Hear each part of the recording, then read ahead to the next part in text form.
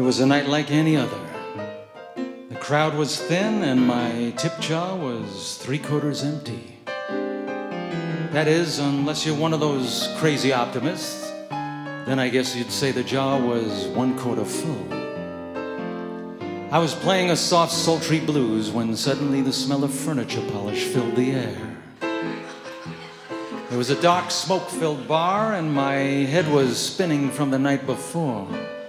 But still I could discern a salacious silhouette slinking stealthily through the slime.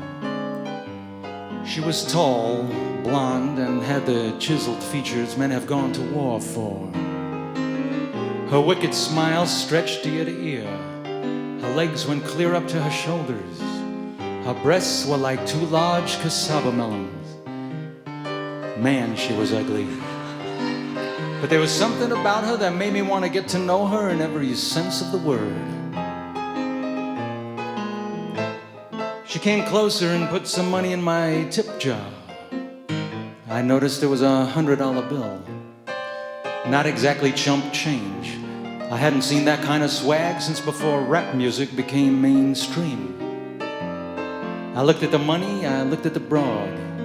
I couldn't help but think, is that $100 for one song? Or is that for like a lot of songs? Because that's a lot of money for one song.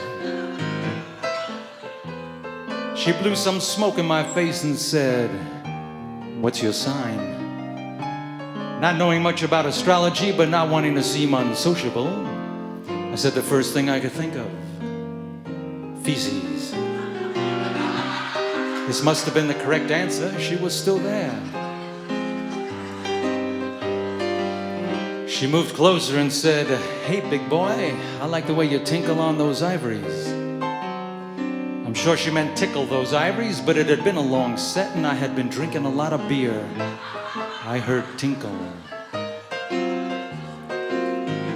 She blew some more smoke my way and asked me if I was an adventurous sort of guy.